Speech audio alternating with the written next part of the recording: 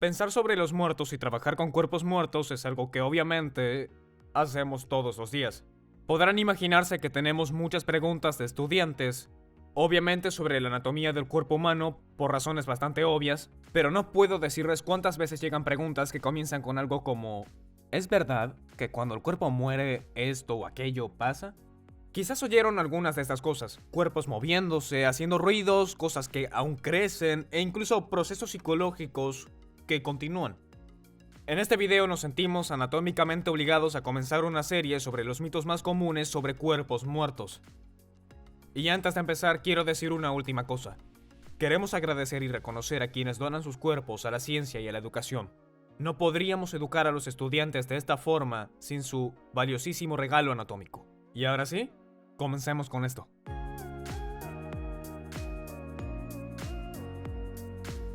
Mito número 1. El pelo y las uñas sigan creciendo después de la muerte. Vayamos directo a esto con una de nuestras disecciones de la piel.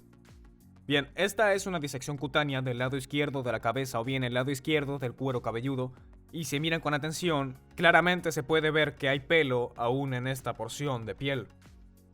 Ahora, les diré algo genial sobre cómo se preparan los cuerpos.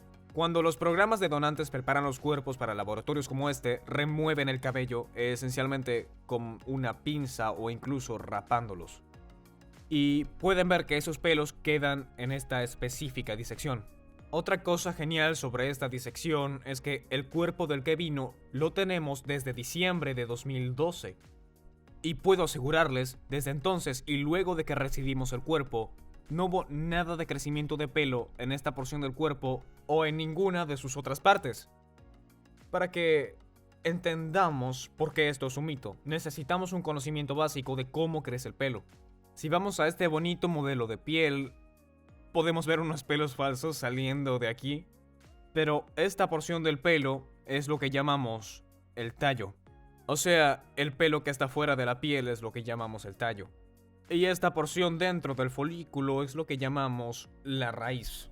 Todos sabemos que si tiramos este pelo o lo quitamos, tendremos un espacio hueco o una cavidad, eso es básicamente el folículo. Y estará vacío hasta que otro pelo crezca. Pero sobre el crecimiento del pelo, para que lo entendamos bien, vamos a querer ir a la base o la parte baja del folículo para verlo más de cerca. La base del folículo o esa parte baja es conocida como bulbo. Y el bulbo tiene unas estructuras importantes o capas celulares de las que hablaremos. Hay algo llamado matriz del pelo, que es una capa de células germinales. Es decir, células que pueden crecer y dividirse, y al dividirse, piensen en una célula copiándose, empuja una célula hacia arriba en el folículo, y comenzará a hacer otra copia. Entonces la célula que fue copiada primero es empujada hacia arriba por otra copia y por otra copia y por otra copia. Las células crecen y se dividen, crecen en el folículo. Eso contribuye al largo del pelo, es decir, lo vemos como el pelo creciendo hacia afuera. Hay otra estructura que debo mencionar y esta es una hendidura o una boquilla que está dentro del bulbo, y es lo que se llama papila pilosa. Y dentro de la papila hay importantes estructuras llamadas capilares o pequeños vasos sanguíneos. Esos vasos sanguíneos son esenciales para la matriz o esas células que se dividen, porque provee los nutrientes en la división celular. Y si no tenemos los nutrientes, lo que sucede cuando alguien muere y se detiene el flujo sanguíneo, el crecimiento y división de células no puede continuar. Y es por eso que no hay forma de que el pelo crezca cuando un cuerpo falleció o ya murió. Las uñas son similares. Si les muestro esta otra disección de cadáver aquí, obviamente pueden ver las uñas. Pondré esto a la vista. Y esta es la parte principal de una uña, pero justo debajo de la piel, como en la base o debajo de aquí, diríamos proximal a la uña. Esta es la raíz. Y mucho más proximal, siguiendo por aquí en la pantalla, van a ver lo que llamamos la matriz de la uña. Y es similar a la matriz capilar. Esta matriz, de nuevo, se divide y continúa dando longitud a la uña con el tiempo. Pero de nuevo, sin provisión de sangre, esas células de la matriz no pueden dividirse y contribuir al largo. Entonces, esto nos ayuda a refutar el mito número 1. Mito número 2.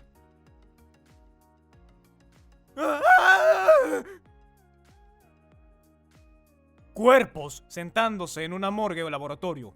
¿En serio, realmente se imaginan si esto pasara? Siendo honestos, no es la primera vez que hago esto, ¿está bien? Tal vez lo haya hecho antes para Halloween cuando vinieron estudiantes a una clase.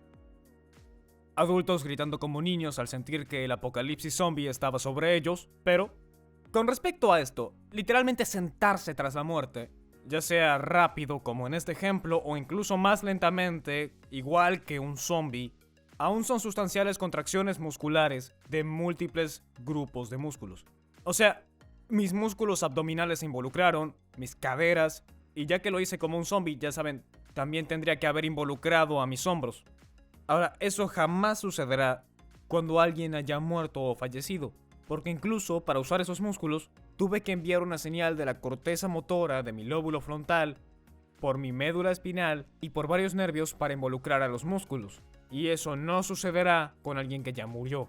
Y si alguien se levanta en un laboratorio, no está muerto, o estaríamos lidiando con poderes sobrenaturales, para los fans de los cazafantasmas. Ahora, quizás digan, Jonathan, ¿qué hay del rigor mortis? ¿No suele suceder eso? Músculos contraídos o entumecidos después de la muerte.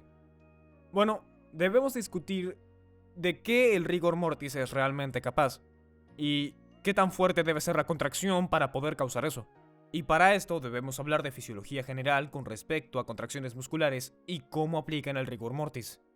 Si echamos un vistazo a este brazo derecho de aquí, tenemos varios músculos para elegir porque cada músculo, ya sea un músculo como el del bíceps o el de la cadera o los abdominales, todos se involucran de manera similar.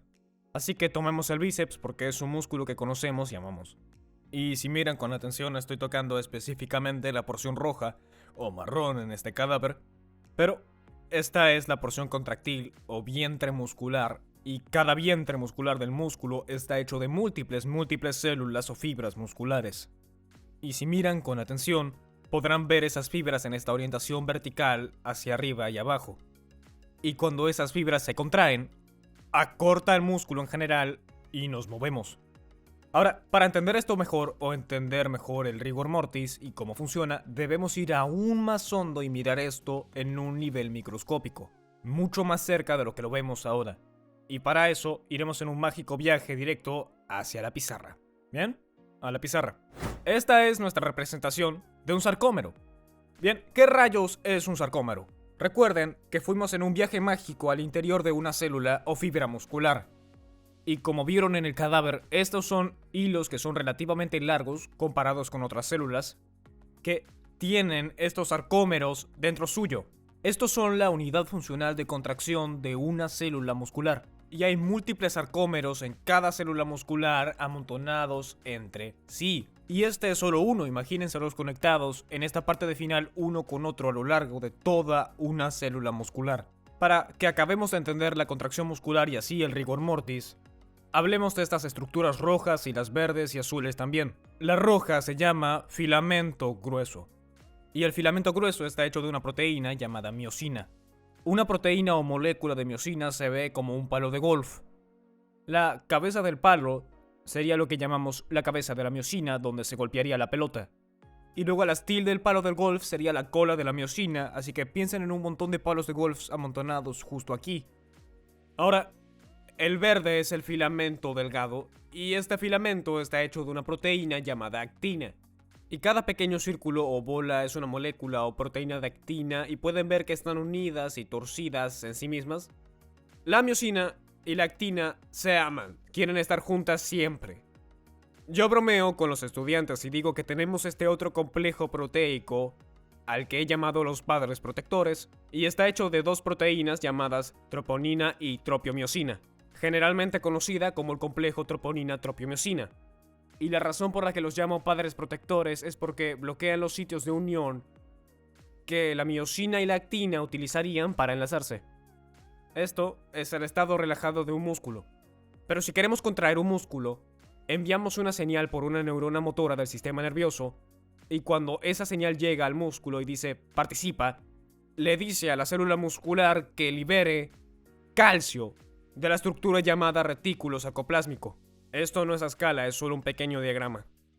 Pero cuando el calcio es liberado del impulso del sistema nervioso o del impulso nervioso, todo el sarcómero se inunda y une al calcio, en específico al CTT y se enlaza y causa un cambio de conformación o de forma suficiente solo para moverlo del medio.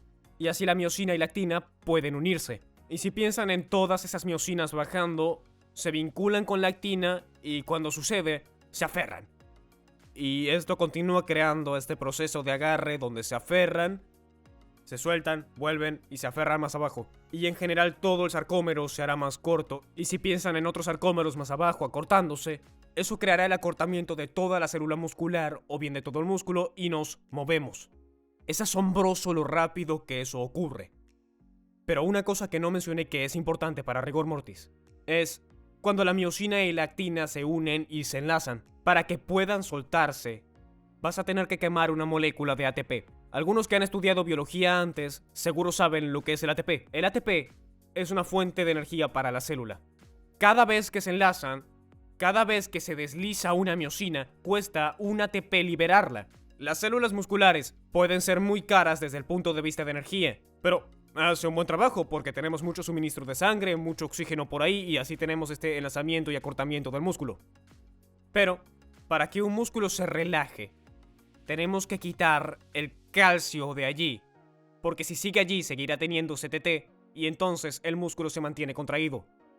Tendremos que activamente quitarlo de vuelta al retículo sarcoplasmático, lo que cuesta aún más ATP. Se requiere mucha energía para que un músculo funcione apropiadamente. Muy bien, ¿qué tiene que ver esto con el rigor mortis? De nuevo, es asombroso lo rápido que sucede todo esto. Contracción, relajación del tejido muscular. Pero, cuando morimos, o cuando alguien muere, ya no estamos recibiendo sangre, ya no estamos creando ATP, pero lo que pasa es que el retículo sarcoplasmático se vuelve permeable, digamos que degradándose un poco. Y ese calcio va a comenzar a gotear hacia el sarcómero. ¿Y qué es lo que va a hacer? Lo mismo que con una contracción activa. Se va a unir al CTT. Y luego la miosina y la actina se enlazarán. Pero ¿cuál es el problema y la diferencia con la contracción de un músculo vivo? ¿Qué necesitamos para liberar esa miosina y actina? Necesitamos ATP. Tu cuerpo no hace ATP cuando te mueres. Ok, tenemos esa tensión inicial tirando de esas moléculas de miosina y actina enlazadas, pero no tenemos la liberación y unión y enlazamiento del largo del sarcómero que crea ese acortamiento. Tenemos una tensión inicial, no lo suficiente como para acortar el músculo, pero sí una tensión inicial en las primeras 3 o 4 horas de la muerte. Pero luego empieza a relajarse o aflojarse en un máximo de 24 horas. Y la razón de esto son las proteínas, miosina y actina, degradándose. Hay enzimas que se liberan por la muerte de la célula muscular y degradación de la proteína porque de nuevo el tejido está muriendo o muerto y luego el tejido solo se liberará y el tejido se relajará. El rigor mortis es temporal y para nada suficiente como para levantar todo un cuerpo entero de una mesa. Una última cosa que quiero mencionar para todos los que aman ir y ejercitar sus músculos y ser grandes y gigantes. Esta es la razón por la que comes proteínas o tomas suplementos proteicos, para crear más sarcómeros. Cuando estimulas tu tejido muscular para crecer, crearás más proteínas de miosina, proteínas de actina, más CTT, para crear más sarcómeros. Más sarcómeros es más fuerza muscular, que es más fuerza. Gracias por ver y nos vemos en el próximo video.